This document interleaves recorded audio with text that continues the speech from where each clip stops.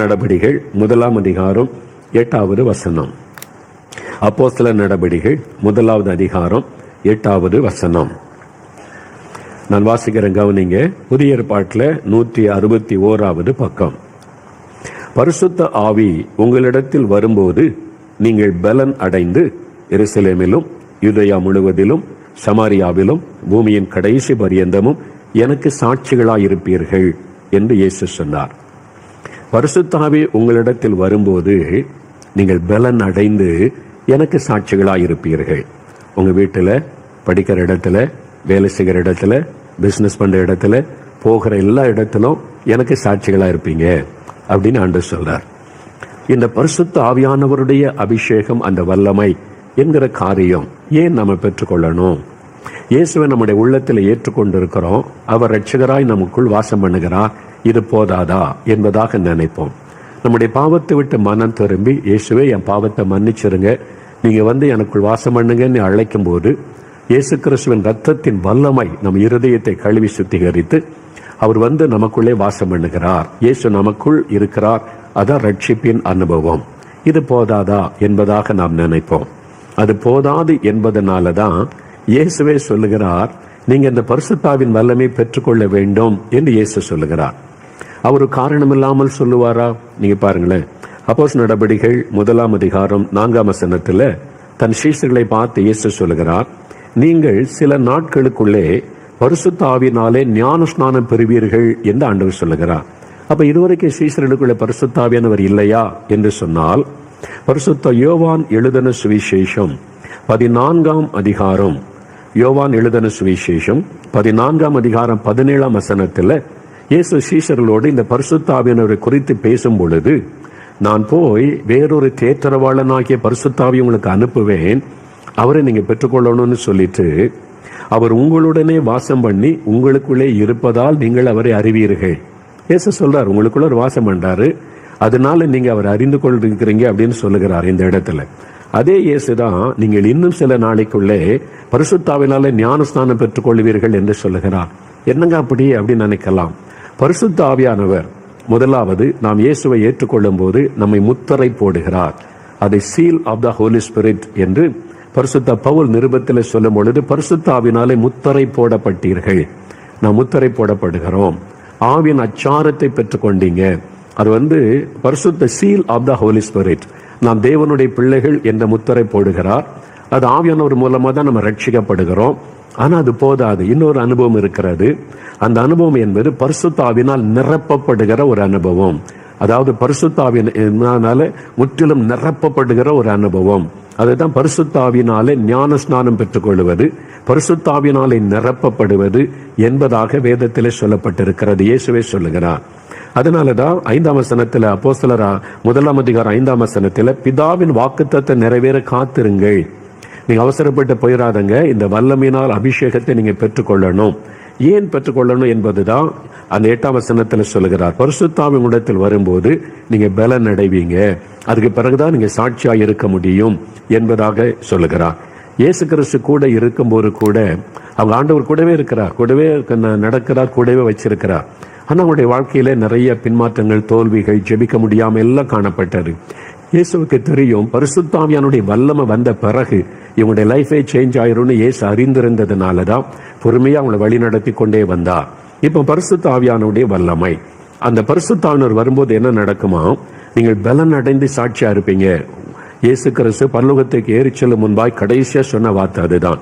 சரி, இந்த பரிசுத்த ஆவியானவர் நமக்குள்ளே வரும்போது என்ன ஆசீர்வாதத்தை தருகிறார் என்றால், இதுல ஒரு காரியம் சொல்லப்படுகிற, பலன் அடைவீர்கள். ஆங்கில வேதாமத்தில் வாசிக்கும் போது ரொம்ப தெளிவாக இருக்கிறது. You shawl receive power. நீங்க வல்லமையை பெற்றுக் கொள்ளுவீங்க. அந்த வல்லமை உங்களுக்கு அவசியம். நீங்க ஒரு சாட்சியான வாழ்க்கை வாழணும். நீங்க சாட்சியா மற்றவங்களுக்கு முன்னால நிக்கணும்.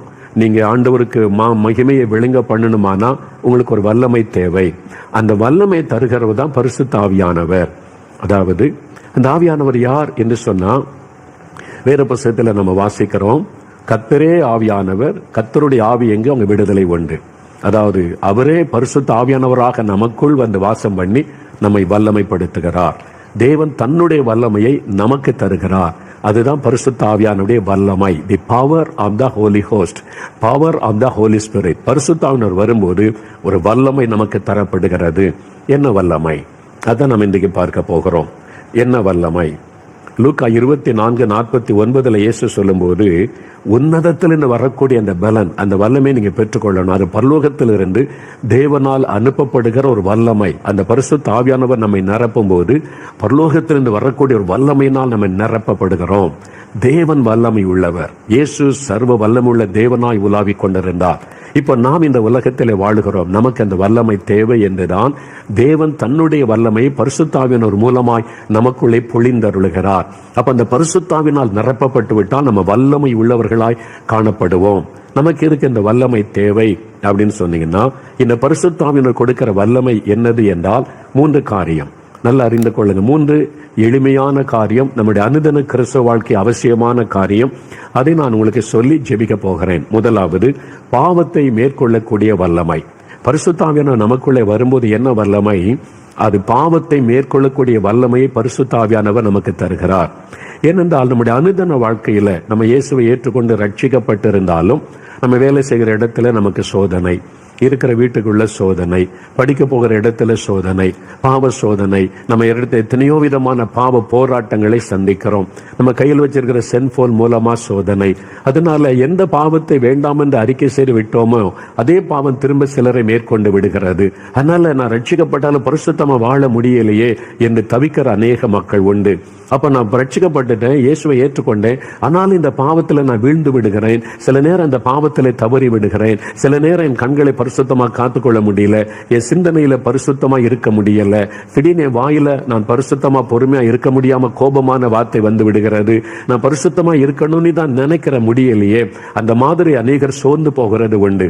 இதெல்லாம் ஆண்டவர் அறிந்துதான் இந்த பாவம் நிறைந்த உலகத்துல, பாவ சூழ்நிலையில நீங்க பரிசுத்தமா வெற்றி உள்ள ஒரு வாழ்க்கை வாழுவதற்கு உங்களுக்கு ஒரு வல்லமை தேவை.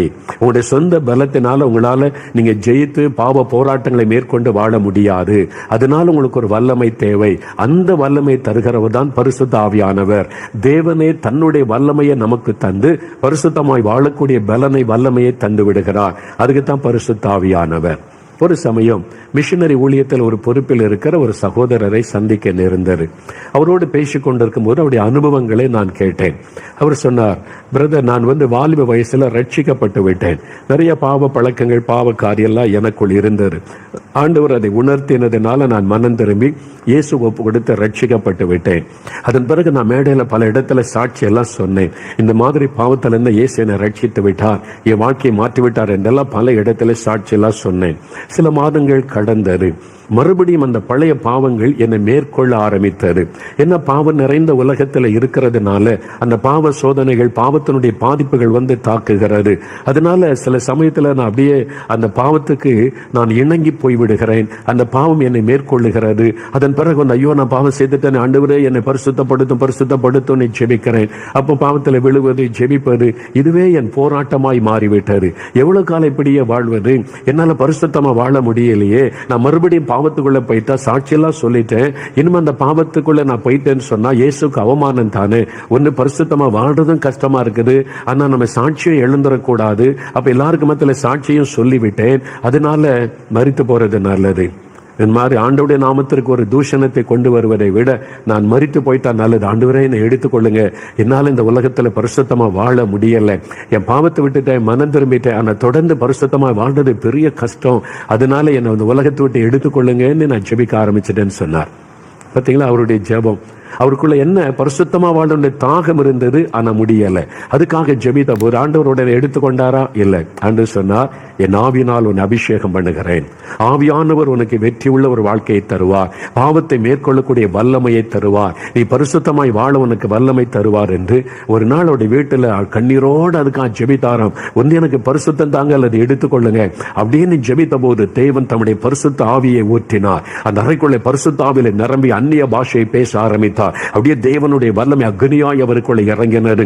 ஒரு புதிய அனுபவம். பல நிமிட நேரம் ஆண்டவரை துதிக்கிறார், புதிய பாஷைகளை பேசுகிறார், மகிழுகிறார். ஒரு பெரிய சந்தோஷம் உண்டானது. அவர் சொன்னார் என்னை பார்த்து, பிரதர், அதுக்கு பிறகு என் ஆவிக்குரிய வாழ்க்கையை மாறிவிட்டாரு. இப்ப எனக்கு பயம் இல்லை, கலக்கம் இல்லை. பாவ சோதனை வந்தாலும் நான் அதை மேற்கொள்ளுகிறேன். ஆண்டவர் எனக்கு பலன் வல்லமை தந்திருக்கிறார்.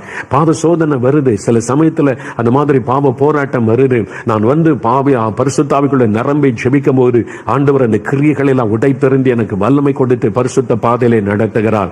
இன்றைக்கு பாவத்தை மேற்கொள்ளக்கூடிய வல்லமையை கர்த்தர் தந்திருக்கிறார் என்று மகிழ்ச்சியோடு கூட கூறினார். அதுக்கு தான் ஆண்டவர் உங்களுக்கு இந்த பரிசுத்தாவின் வல்லமை உனக்கு அவசியம் மகனே, மகளே, உனக்கு அவசியம். நீ அதிகமா ஜெபிக்கணும், வசனத்தை தியானிக்கணும், ஆண்டவரோடு நெருக்கமா வாழணும். இந்த உலகத்தின் பாவங்களினாலே கரைப்பட்டு விடாதபடி நீ இந்த பாவ நிறைந்த உலகத்தில் இருந்தாலும் பரிசுத்தமாய் வாழ உனக்கு ஒரு வல்லமை வேண்டும். ஒரு சொந்த பலத்தினால முடியாது என்று எனக்கு தெரியும். அதனால என்னுடைய ஆவியை உனக்கு தருகிறேன் என்றுதான் ஆண்டவர் தம்முடைய பரிசுத்த ஆவியை நமக்கு தருகிறார். அதற்கு இந்த பரிசுத்தாவின் அபிஷேகம் அவசியம். அப்ப பரிசுத்தாவில நிரம்பி நம்ம ஒரு பெற்றுக்கொண்டாம பாவமே செய்ய முடியாதா நினைக்கலாம். அப்படி பைபிள்ல சொல்லப்படவில்லை. நீ அபிஷேகத்தை அந்நிய பாஷை பேசிட பாவமே செய்ய முடியாது என்று சொல்லப்படவில்லை. ஆனா நம்ம என்ன செய்யணும்? அனுதினமும் பரிசுத்தாவில நிரம்பி ஜெபிக்க வேண்டும். நாம் பாவம் நிறைந்த உலகத்தில் இருக்கிறோம். பாவ சோதனை எனி டைம் நம்முடைய வாழ்க்கையில வரலாம். எந்த சூழ்நிலையிலும் நம்மை பாவத்துக்குள்ளே வீழ்த்தக்கூடிய பாவ சோதனைகள், நெருக்கங்கள் வரலாம். அப்ப அந்த நேரத்தில் நமக்கு உதவி செய்ய ஆவியானவர் நமக்கு இருக்கிறார். அதனாலதான் பாருங்க, நான் தினந்தோறும் அதிகாலையில எழும்பி 44-45 வருஷமா ஊழியத்தில் இருக்கிறேன். இன்றைக்கு அதிகாலை எழும்பி வசனத்தை தியானித்து பரிசுத்தாவிக்குள்ளே நிரம்பி ஜெபிக்கிற அந்தன்றைக்கு ஆண்டவரே, இன்னைக்கு எனக்கு என்ன சோதனை வரும், என்ன பாவ போராட்டம் வரும், என்ன மாதிரி கண்ணிகளை சாத்தான் வைத்திருக்கிறான் எனக்கு தெரியாது. ஆனா நீங்க என்னை பலப்படுத்துங்க, வல்லமைப்படுத்துங்க, என்னை பரிசுத்தப்படுத்துங்க. என் கண்கள்ல பரிசுத்தம், என் சிந்தனையில பரிசுத்தம், என்னுடைய பேச்சில செய்கையில எல்லாம் பரிசுத்தம் வேணும். உங்க ஆண்டவரே உம்முடைய வல்லமையினால என்னை நிரப்புங்கன்னு சொல்லி வசனத்தை தியானித்து தினந்தோறும் அந்த பரிசுத்தாவில நிரம்பி, ஆவில நிரம்பி, அந்நிய பாஷையில துதித்து ஜெபிக்க ஜெபிக்க ஜெபிக்க ஜெபிக்க அந்த வல்லமை நமக்குள் இறங்கும் பொழுது அந்த பாவ ஆசைகள், பாவ கிரியைகள் எல்லாம் விலகி ஒரு பரிசுத்தத்தின் பாதையிலே நடக்க முடியும். அதனால்தான் வேதம் சொல்லுகிறது, பரிசுத்தமாகிறவன் இன்னும் பரிசுத்தமாகட்டும். நான் முற்றிலும் பரிசுத்தமாகிவிட்டேன் என்று யாருமே சொல்ல முடியாது. ஒவ்வொரு நாளும் பரிசுத்தத்திலே முன்னேறி போகிறோம். அதற்கு இந்த பரிசுத்தாவின் அபிஷேகம் நமக்கு தேவை. நம் ஆண்டவருக்குள்ளே நிலை நிற்பதற்கும், ஆண்டவருக்கு அர்ப்பணித்த அர்ப்பணிப்பிலே நமக்கு முன்னேறி போவதற்கும் தினந்தோறும் இந்த அபிஷேகம் அவசியம்.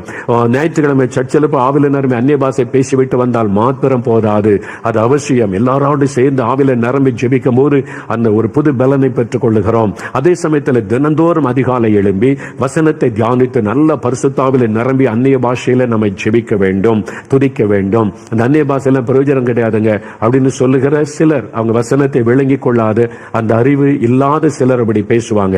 ஆனா 1 கொரிந்தியர் 14:4 வாசிக்கும் போது, அந்நிய பாஷையில் பேசுகிறவன் தனக்கே பக்தி விருத்தி உண்டாக பேசுகிறான். ஆவில நிரம்பி அந்நிய பாஷையில நீங்க பேச பேச பேச பேச உங்களுடைய பக்தி விருத்தியாகும், பரிசுத்தம் விருத்தியாகும், வல்லமை விருத்தியாகும். உங்களுக்குள்ள ஆவிக்குரிய வல்லமை அப்படியே விருத்தியாகி பலம் உள்ளவர்களா மாறுவீங்க. அதனால்தான் உலகத்திலே பெரிய திருச்சபை ஸ்தாபித்த டாக்டர் பாலியங்கச்ச சொல்லுகிறார், தினந்தோறும் அதிகாலையில் எழும்பி 1 மணி நேரம் அந்நிய பாஷையிலேயே தேவனை துதித்து ஜெபித்துக் கொண்டிருப்பாராம். அதனால பரிசுத்தாவிலே நிறைந்து அப்படி அந்நிய பாஷையிலே துதிப்பது, ஜெபிப்பது, பாடுவது, அந்த ஆவியானுடைய நிறைவிலே நாம் இருக்கும் போது பாவத்தை மேற்கொள்ளக்கூடிய பலன், வல்லமையை ஆவியானவர் தருகிறார். அதற்கு இந்த அபிஷேகம் அவசியம். இரண்டாவது, இந்த பரிசுத்தாவின் வல்லமை என்ன வல்லமை? இரண்டாவது, நாம் இந்த உலகத்தில் வாழும்போது நிறைய பிரச்சனைகளை சந்திக்கிறோம். இல்ல குடும்பத்துல பிரச்சனை, வேலை செய்யற இடத்துல பிரச்சனை, பிசினஸ்ல பிரச்சனை, ஊழியம் செய்த ஊழியத்துல பல மடங்கு பிரச்சனைகள், இந்த போராட்ட பிரச்சனைகளை சந்திக்கிறோம். அப்ப பிரச்சனைகள் நிறைந்த உலகத்துல நம்ம வாழ்கிறோம். அதனால இந்த பிரச்சனைகள் வழியாகத்தான் நம்ம கடந்து போக வேண்டும். நிறைய பேர் இந்த பிரச்சனையில சோர்ந்து போவாங்க. என்ன ஐயா, வாழ்க்கையில் ஒரே போராட்டமா இருக்கு, பிரச்சனையா இருக்குன்னு சொல்லி. அப்போ இந்த பிரச்சனைகள், போராட்டங்களை மேற்கொள்வதற்கு ஒரு வல்லமை தேவை. அந்த வல்லமை தருகிறவர் பரிசுத்த ஆவியானவர். பாவத்தை மேற்கொள்ளக்கூடிய வல்லமை மாத்திரம் அல்ல, நாம் அனுதினம் சந்திக்கிற பிரச்சனை, போராட்டங்களை மேற்கொள்ளக்கூடிய வல்லமையை ஆவியானவர் நமக்கு தருகிறார். யோவான் 16:33 வாசிக்கும் போது இயேசு என்ன சொல்றார் பாருங்க, உலகத்தில் உங்களுக்கு உபத்திரமும் உண்டு. இயேசுவே சொல்றார். நீங்க பைபிள்ல பாருங்க, யோவான் 16:33 உலகத்தில் உங்களுக்கு உபத்திரமும் உண்டு. அப்ப கிறிஸ்தவ வாழ்க்கைன்னா உபத்திரவம் இல்லைன்னு, உபத்திரவம் உண்டு. இயேசுவை எப்ப பின்பற்ற ஆரம்பிக்கிறோமோ நீங்க உபத்திரவத்துக்குள்ள வந்துட்டீங்கன்னு அர்த்தம். அதே மாதிரி 1 பேதுரு 1 அதிகாரம் 6 வசனத்தை நீங்கள் வாசிக்கும் போது, நீங்கள் துன்பப்பட வேண்டியது அவசியம். வசனம் சொல்ல, துன்பப்பட வேண்டியது அவசியம் ஆனதால். அப்போ ஆண்டவர் ரட்சித்துட்டார், இயேசு கூட இருக்கிறான்னு சந்தோஷப்படுறீங்க, நல்லது. அதே சமயம் நீங்க துன்பப்பட வேண்டியது அவசியம்.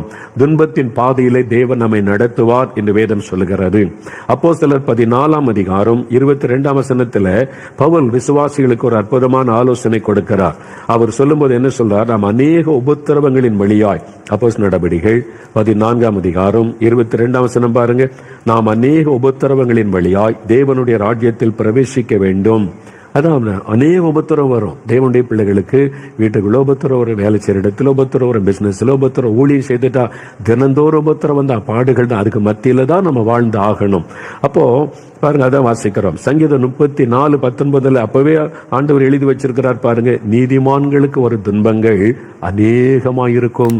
நீங்க எப்ப ரட்சிக்கப்பட்டு இயேசு ரத்தத்தினால் கழுவப்பட்டு நீதிமான்களா மாறிட்டீங்களோ, நீதிமான்களுக்கு ஒரு துன்பங்கள் அநேகமாயிருக்கும் என்று வசனத்தில் சங்கீதம் 34:19 பார்க்கிறோம்.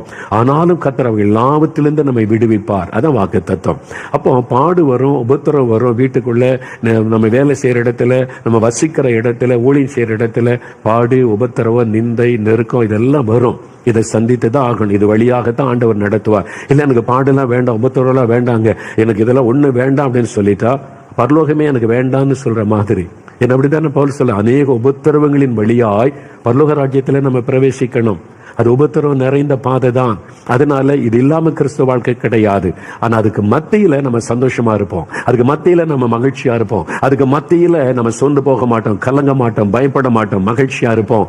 அதுக்கு ஒரு பலன் தேவை. அந்த பலனை தருகிறவர் பரிசுத்த ஆவியானவர். அதுதான் பரிசுத்த ஆவியானவர் கொடுக்கிற ஒரு வல்லமை. பிரச்சனைகளை மேற்கொள்ளக்கூடிய வல்லமை, பிரச்சனைகளுக்கு மத்தியில சந்தோஷமா இருக்கக்கூடிய வல்லமை, பாடுகளுக்கு மத்தியில மகிழ்ச்சியாய் சமாதானமாய் இருக்கக்கூடிய வல்லமை, அது பரிசுத்த ஆவியானவர் தான் நமக்கு தர முடியும். ஒரு உதாரணம் பாருங்க. அப்போஸ்தலர் நடபடிகள் 12 அதிகாரம் எடுங்க. அப்போஸ்தலர் 12 அதிகாரம் வேத புஸ்தகத்துல அப்போஸ்தலர் 12 அதிகாரத்துல, அதாவது 179வது பக்கம், புதிய ஏற்பாட்டுல 179வது பக்கம் பாருங்க. ஏரோது ராஜா ஆட்சி பண்ணி கொண்டிருக்கிறாரு. அவர் கிறிஸ்தவர்களுக்கு விரோதமாய் செயல்படுகிறார். கிறிஸ்தவ ஊழியக்காரராக இருந்த யாக்கோபை கொலை செய்துட்டார். அவர் ஒரு தப்பும் பண்ணல, அரசாங்கத்துக்கு விரோதமா பேசல, கலவரம் பண்ணல, திருடல, கொலை செய்யல. என்ன செய்தார்? இயேசுவை எல்லாருக்கும் அறிவிச்சார், அவ்வளவுதான். இயேசுவை அறிவிக்கிறது ஒரு குற்றமா? அந்த நாட்கள் அவங்க சர்வாதிகார ஆட்சி பண்ணாங்க, ரோமருடைய ஆட்சி. அதனால அவங்க சீசரை தான் கடவுள்னு சொல்லணும், வேற யாரும் கடவுள்னு சொல்லக்கூடாது. அந்த மாதிரி லார்டுன்னு சீசரை தான் அழைப்பாங்க. அதனால இயேசுவை கடவுள்னு அறிவிச்சதுனால கோபத்தோடு கொலை செய்துட்டா யாக்கோபை. இப்போ சிலருக்கு அது பெரிய சந்தோஷம். அப்படி ஒரு கூட்டம் இருக்காங்கல்ல, கிறிஸ்தவங்களுக்கு ஒரு இதாக பண்ணிட்டா சந்தோஷப்படுறதுக்கு. அது மாதிரி அந்த காலத்துல கொஞ்சம் பேர் சந்தோஷப்பட்டாங்க, இயேசுக்கு விரோதமா இருந்தவங்க. உடனே பேதுரு இப்படி ஜெயில வச்சுட்டார். ஜெயில வச்சுட்டு பேதுருவையும் தலையை துண்டித்து கொலை செய்திருவாங்க. அந்த நாட்கள்ல பேதுருவையும் கொலை செய்ய தீர்ப்பு கோரிட்டார். இந்த ஆள் இயேசு பற்றி அறிவிக்கிறாரு, வேற ஒருத்தர் கடவுள்னு சொல்றாரு, இயேசுன்றவரை கடவுள் சொல்றாரு, இவரை தலையை வெட்டி என்ன கொன்னொருன்னு தீர்ப்பு கோரிட்டார். யாரும் பேச முடியாது, வக்கீல் வச்சு வாதாட முடியாது. அந்த காலம் ஒரு சர்வாதிகாரம். அப்போ அவங்க ஆட்சி பண்றாங்க சர்வாதிகாரமாக. அந்த சமயத்துல பாருங்க 5வது வசனம், அப்போஸ்தலர் 12:5. அப்படியே பேதுரு சிறைச்சாலையிலே காக்கப்பட்டிருக்கையில் சபையார் ஊக்கத்தோட ஜெபித்தாங்க. சபையாரு ஜெபம் பண்றாங்களாம். அப்ப என்ன நடக்குது? 6வது வசனம் பாருங்க. ஏரோது ராஜா பேதுருவை வெளியே கொண்டு வரும்படி, அதாவது ஜெயில இருந்து வெளியே கொண்டு வந்து அவருக்கு சிறைச்சேரம் பண்ணுவதற்கு முந்தின நாள் ராத்திரியிலே பேதுரு 2 சங்கிலிகளாலே கட்டப்பட்டு 2 சேவகர் நடுவே நித்திரை பண்ணி கொண்டிருந்தான். காவற்காரரும் கதவுக்கு முன்னிருந்து சிறைச்சாலையை காத்து கொண்டிருந்தார்கள். கையில சங்கிலி, கால்கள்ல சங்கிலி. அப்போ வெளியில போர்ச்சேவகர்கள் வெளிப்பா காத்திருக்கிறாங்க. இந்த சங்கிலி மாத்திரம் இல்ல, அந்த ஜெயிலுக்குள்ள அந்த ரூமுக்குள்ளேயே அந்த ஆள் தப்பிடக்கூடாது. அவர் ரவுடியும் கிடையாது, அது மாதிரி கொலைகாரனும் கிடையாது. சிறைச்சாலைக்குள்ள சங்கிலிகளால கட்டிட்டு 2 பக்கமும் 2 போர்வைகளும் படுத்திருக்கிறாங்க. வெளியில காவலுக்கு ஆள் இருக்கிறாங்க. கதவுகள் எல்லாம் வரிசையா மூடப்பட்டிருக்கிறாரு. இப்ப சிறைச்சாலையில் இருக்கிற நாளைக்கு உனக்கு மரண தண்டனை பேதுருக்கு சொல்லிட்டாங்க. சபையார் தான் ராத்திரிலாம் தூங்காம ஜெபித்து கொண்டிருக்கிறாங்க. பேதுரு என்ன பண்ணாரா? முந்தின நாள் ராத்திரியிலே பேதுரு நித்திரை பண்ணி கொண்டிருந்தார், நல்லா தூங்குறாரு. சிலர் சொல்லுவாங்க, இந்த பேதுரு எங்க போனாலும் தூங்கிடுறாரு. மற்றொரு மலையில தூக்க மயக்கத்துல இருந்தாரு, கெத்செமனே தோட்டத்தில் தூங்கிட்டாரு, இங்கே தூங்கிட்டான்னு சொல்லுவாங்க. அங்க தூங்குனது வேற, இங்க அவர் தூங்குவது வேற. இப்போ இவர் பரிசுத்தாவினால் நிரப்பப்பட்டு விட்டா. இப்போ நாளைக்கு காலையில உங்களுக்கு தூக்கம் தண்டனை, மரண தண்டனை, நாளைக்கு உங்களுக்கு கொண்டுருவாங்கன்னா ராத்திரி தூங்குவீங்களா? யோசிச்சு பாருங்க. தூக்கம் வரும்னு நினைக்கிறீங்களா? தூங்க முடியும். அன்னைக்கு சின்ன பிரச்சனையே நிறைய பேருடைய தூக்கத்தை கெடுத்து விடுகிறது. தூக்கமே முடியலங்க. என் பிள்ளைய நினைச்சா துக்கமா இருக்கு, கணவரை நினைச்சா துக்கம், என் மனைவியை நினைச்சா துக்கம், இவங்க நினைச்சா தூக்கமே வரமாட்டேங்குது. இந்த மாதிரி இந்த கடன், இந்த பிரச்சனை, அந்த பிரச்சனை, தூங்கவே முடியலன்னு வாங்க. நாளைக்கு உங்களுடைய தலை துண்டிக்கப்பட போகிறது. ராத்திரி எப்படி தூங்க முடியும்? அதுக்கு ஒரு பலன் வேண்டும். பேதுருவை எழுப்பி, பேதுருவே நாளைக்கு உங்களுக்கு மரண தண்டனை, தலையை துண்டிக்க போறேன்னு ராஜா சொல்லிட்டா, எப்படி ராத்திரி தூங்க முடிந்தது அப்படின்னு கேட்டேன்னு சொல்லியிருப்பாரு சிரிச்சுக்கிட்டு. அது பரிசுத்த ஆவியானவர் கொடுத்த பலன். பேதுருவே நீ பயப்படாத, என் சித்த இல்லாம ஒருத்தர் உன்னை தொட முடியாது, உன் நிம்மதியா தூங்கு, எந்த டிஸ்டர்பன்ஸும் இல்லை, என் தூக்கம் பாதிக்கப்படல, நிம்மதியா தூங்குனேன், தேவதூதன் தான் வந்து தட்டி எழுப்பினான்னு சொல்லியிருப்பார். அதற்கு ஒரு பலன் வேண்டும். அந்த வல்லமையை தருகிறவர் தான் பரிசுத்த ஆவியானவர். அதுக்கு ஒரு வல்லமை வேணும். இன்னைக்கு நிறைய பேர் ராத்திரில தூங்க முடியல, நிம்மதியா இருக்க முடியல, தூக்கம் வரமாட்டேங்குதுன்றாங்க. இந்த பிரச்சனை, அந்த பிரச்சனை மைண்ட்ல ஓடிக்கிட்டே இருக்குது, என்ன பண்ணுன்னு தெரியலன்றாங்க. அப்போ நாம அந்த பிரச்சனை, போராட்ட, நெருக்கத்துக்கு நடுவிலையும் நாம நிம்மதியா தூங்கணுமானா அதுக்கு ஒரு வல்லமை தேவை. அந்த வல்லமையை தருகிறவர் பரிசுத்த ஆவியானவர். அந்த பரிசுத்தாவுடைய வல்லமை பெற்றுக்கொண்டீங்கன்னா உங்களை சுற்றில என்ன நடந்தாலும் உங்களுக்கு எந்த டிஸ்டர்பன்ஸும் வராது, பயம் இருக்காது, சோர்வு இருக்காது, கலக்கம் இருக்காது, நல்ல நிம்மதியா தூங்குவீங்க, நிம்மதியா இருப்பீங்க, கலக்கம் இல்லாம இருப்பீங்க. அதுதான் பரிசுத்த ஆவியானவர் கொடுக்கிற ஒரு வல்லமை. என் மேல ஒரு பொய்யான குற்றச்சாட்டை சொல்லி நான் பேசினது கிறிஸ்தவ ஊழியக்காரங்களுக்கு.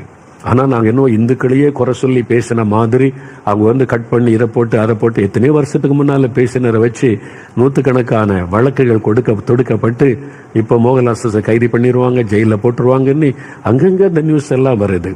ஆனால் அப்போ வந்து என்னை தேடிலாம் சில ஊழியர்கள் வந்துட்டாங்க, பிரதர் நீங்கள் ஆன்டிசிபேஷன் பெயில் எடுத்துருங்க, 100க்கு மேற்பட்ட இடத்துல உங்களுக்கு வந்து அது மாதிரி வழக்கெல்லாம் போட்டிருக்கு, ஏதாவது நடந்துரும் அப்படின்னு சொல்லி.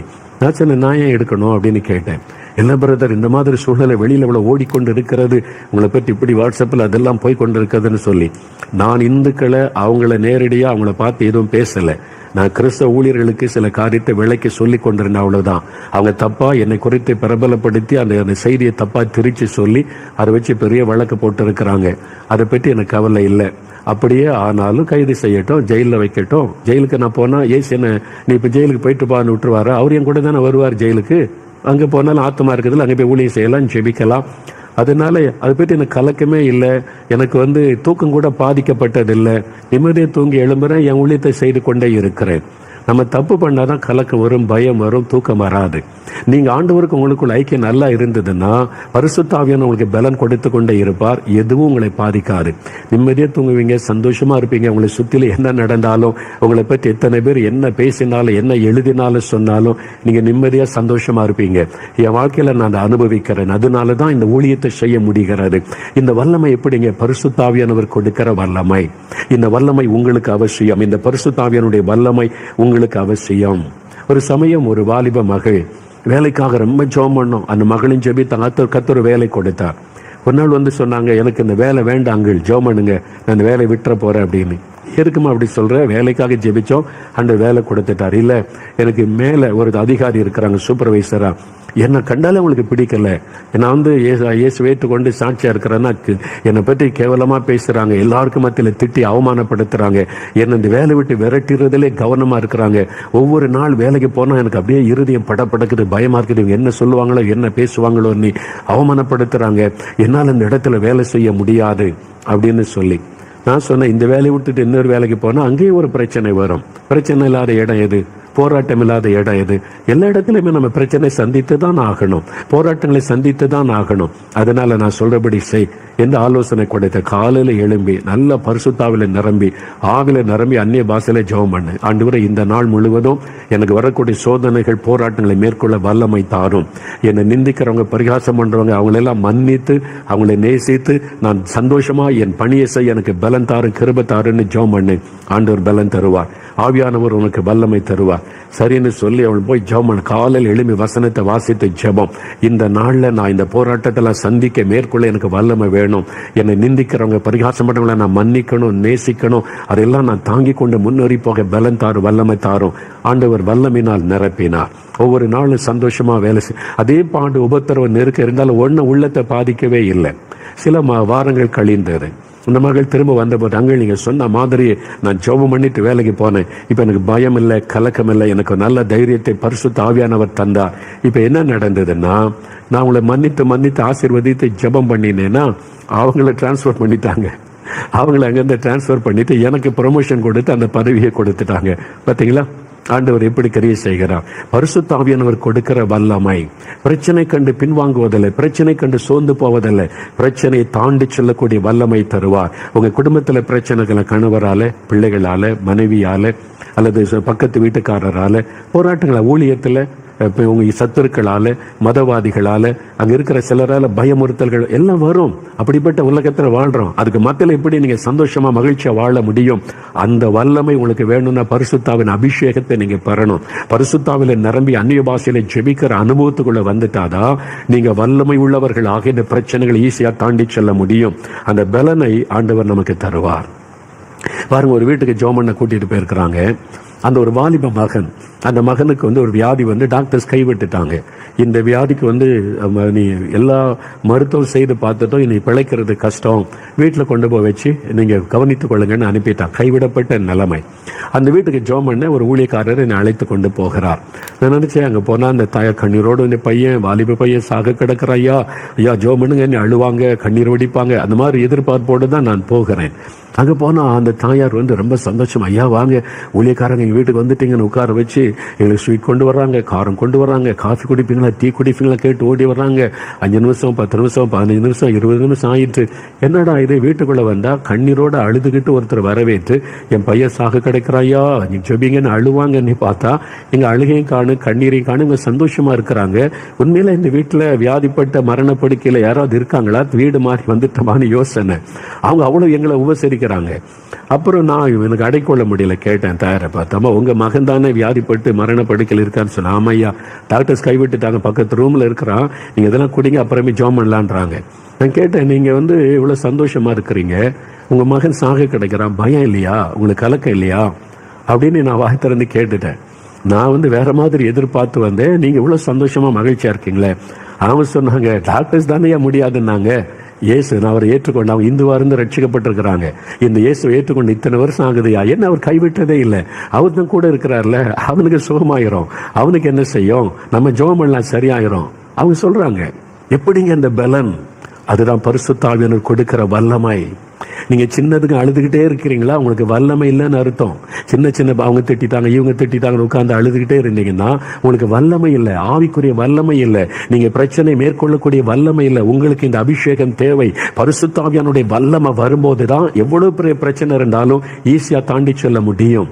எப்படி அந்த தாயாரால் அவ்வளவு சந்தோஷம் மகிழ்ச்சியா இருக்க முடிந்தது? வீட்டுக்குள்ள மரண படுக்கையில் ஒரு மகன் இருக்கும் போது எப்படி அந்த தைரியம்? அதான் பரிசுத்த ஆவியானவர் கொடுக்கிற வல்லமை. பேதுரு நித்திரை பண்றார் பாருங்க, நாளைக்கு தலை துண்டிக்கப்பட போகிற நித்திரை பண்ணுகிற பரிசுத்த ஆவியானவர் கொடுக்கிற வல்லமை உங்களுக்கு தேவை. உலகத்தில் இருக்கும் வரைக்கும் நமக்கு பாடு உபத்திரம் உண்டு. அதுக்கு ஒரே வழி பரிசுத்த ஆவியின் வல்லமை பெற்றுக் கொள்ளணும். அவர் எதிலும் கலங்க விட மாட்டார், தைரியப்படுத்துவார். நான் ஸ்கூல்ல படித்து கொண்டிருந்த ஒரு தம்பி எனக்கு தெரியும். ஊழியத்தின் ஆரம்ப காலத்துல அப்ப நேசரத்துல ஒரு தம்பி படித்து கொண்டிருந்தான். அங்க ஒரு அனாதை விடுதி இருக்கிறது, அப்பா அம்மா கிடையாது. அங்கதான் இருந்த அந்த ஒரு கிறிஸ்தவ ஆர்ஃபனேஜில் வளர்ந்த தம்பி படித்து கொண்டிருந்தான். +2 எக்ஸாம் நல்லா ரட்சிக்கப்பட்டு நல்லா ஜெபம் பண்ணுவான், படிப்பா ஜெபம் பண்ண, அவ்வளவுதான். மற்ற மாணவர்களை போல வீணா நேரத்தை செலவு பண்ண மாட்டான். ஆண்டவருக்கு சாட்சியா இருந்தான். எல்லாரும் அவனை பார்த்து, பெரிய சாமியார் ஆயிட்டாடா, இப்பவே ஊழியக்காரர் ஆயிட்டாடா, ஏசு பத்தி சொல்லுவான். அதனால பரிகாசம் பண்ணுவாங்க. ஜெபம் பண்ணிட்டு நல்லா படிப்பான். ஆனா பாருங்களேன், அந்த எக்ஸாம்ல தோத்துட்டான், ஃபெயில் ஆயிட்டான். மற்றவங்க எல்லாம் பாஸ் ஆயிட்டாங்க. அப்ப இவனுக்கு அவங்க எல்லாம் சொல்றாங்க, என்ன ஜபன் ஏசு ஏசுன்னு, ஃபெயில் ஆயிட்டியா, அவ்வளவுதானே, அவங்க ஏசு எல்லாம் பரிகாசம் பண்ணாங்களா?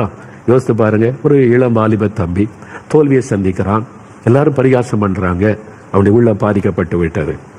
அப்போ நான் ஏன் எனக்கு இந்த தோல்வி? நான் ஜெபிக்கிறேன், ஆண்டோடைய பிள்ளையா இருந்தேன், சாட்சியா இருந்தேன், ஜெபம் பண்ணி படித்தேன், ஏன் எனக்கு இந்த தோல்வி? நிறைய பேருக்குள்ள அந்த தோல்வி, அதை வச்சு பிசாசு உள்ள கிரியை செய்த நீ வாழாத, அவமானம். இது இயேசுக்கு அவமானம் இல்லை, நீ எல்லாரும் பரிகாசம் பண்றாங்கல்ல, செத்து போயிரு. அவனுக்குள்ள அந்த எண்ணம், அதுவே ஒரு போராட்டம், ஒரு ஆவிக்குரிய போராட்டம். அதனால செத்து போயிடலாம், தற்கொலை பண்ணி செத்துடலாம் நீ முடிவெடுத்துட்டு அவனுக்குள்ள அந்த மன சோர்பனால நம்ம எல்லாருக்குமே இந்த மாதிரி போராட்டம் வரும். சோர்வு, பயம், கலக்கம், இது வழியாகத்தான் நம்ம கடந்து போக வேண்டியது வரும் இந்த உலகத்துல. அவன் பாருங்க, அப்படி தனியா அந்த காட்டுக்குள்ள செத்து போயிடலாம் நீ போய் கொண்டு இருக்கிறான். அப்போ ஆவியானவர் பேச ஆரம்பித்தார். ஏன்னா அவன் பரிசுத்தாவில் நிரப்பப்பட்டிருந்தால் ஆவியானவர் அவனுக்குள்ள இறங்கி உள்ளத்தில் அவனுக்குள்ளாகவே இருந்து பேசினார். எங்க போற? நீ என்ன விசுவாசிக்கிறல்ல, உனக்கு இதுல தோல்வி வந்தா எனக்கு தெரியாம நடந்திருக்குமா? நீ ஜெபம் தானே படித்த? ஆமா ஆண்டவர், அப்படிதான் நான் படிச்சேன், அதனால தான் தோல்வி அடைஞ்ச எனக்கு அவமானமா இருக்குது. எனக்கு தெரியாம உனக்கு தோல்வி வருமா? அவன் யோசிக்க ஆரம்பிச்சான். அப்ப ஏன் ஆண்டவரே, நான் ஒரு காரணம் இல்லாம உன் வாழ்க்கையில தோல்வியை அனுமதிப்பேனா? தோல்வியை கூட நீங்க அனுமதிப்பீங்களா? உனக்கு எல்லாம் வெற்றியே தந்துகிட்டு இருப்பேன் நினைக்கிறியா? தோல்வி வழியாகவும் நான் நடத்துவேன், அதில் வழியாக என் சித்தத்தை நிறைவேற்றுவேன். நீ திரும்பி போ. நான் உன்னை குறித்து வைத்திருக்கிற திட்ட வித்தியாசம். ஆண்டவர் பேசின உடனே ஆறுதல் படுத்தினார். எங்க போறேன்? ஆறுதல் படுத்தி உள்ளத்தில் ஒரு பெரிய அவன் சொன்னான், அவனை சந்தித்த போது அன்றைக்கு ஆவியானவர் என்கிட்ட பேசாம இருந்திருந்தா நான் தற்கொலை பண்ணி செத்திருப்பேன். பரிசுத்த ஆவியானவர் என்னை நிரப்பி இருந்ததுனால உடனே பேசினார், உடனே இடைப்பட்டார், என்னை தைரியப்படுத்தி பலப்படுத்தினார். நான் திரும்பி வந்தேன். நான் ஃபெயில் ஆனது கூட தெய்வ சித்தம். ஆண்டவர் ஏதோ ஒரு திட்டம் வச்சிருக்க. எத்தனை பேர் என்ன கேலி பேசினா எனக்கு என்ன, யார் வேணாலும் பேசிவிட்டு போனா, என் ஆண்டவருக்குள்ள சந்தோஷமா இருந்தேன். இன்றைக்கு நான் ஒரு ஊழியக்காரனா இருக்கிறேன். அன்னைக்கு ஆயிரங்களுக்கு ஆசீர்வாதமா என்னை பயன்படுத்துறாரு. ரொம்ப சந்தோஷமா பாருங்க. அதன் பிறகு பைபிள் காலேஜில் படிச்சு பெரிய டிகிரி எல்லாம் வாங்கி ஆயிரக்கணக்கான பேருக்கு ஆசீர்வாதம். இன்னைக்கு இவ்வளவு பெரிய சந்தோஷமா என்ன வச்சிருக்கிறாரு. மகிழ்ச்சியா இந்த வாலிபன் சொன்னான். அப்போ ஆவியானவர் பலப்படுத்துவார், வல்லமை தருவார். தோல்விகளை சந்திக்கிறதற்கு ஒரு வல்லமை தேவை, நிந்தைகளை சந்திக்க ஒரு வல்லமை தேவை, பாடுகளை சந்திக்க ஒரு வல்லமை தேவை. அதை தருகிறவர் பரிசுத்த ஆவியானவர். அப்ப எவ்வளவு பெரிய பிரச்சனையிலும் உங்களை பலப்படுத்தி வல்லமைப்படுத்தி அவர் நடத்துவதை பார்க்கலாம். ஒரு சமயம் எங்களுக்கு தெரிந்த ஒரு குடும்பம், அந்த குடும்பமே நல்லா ரட்சிக்கப்பட்டு அபிஷேகம் ஊழியத்துக்கு எல்லாம் உதவியா இருப்பாங்க. எங்க பக்கத்துல கூட்டனாலே வந்துருவாங்க, நல்லா ஜெபிப்பாங்க. முழு குடும்பம் சந்தோஷமா ஊழியத்துல பங்கு பெறுகிற ஒரு குடும்பம்.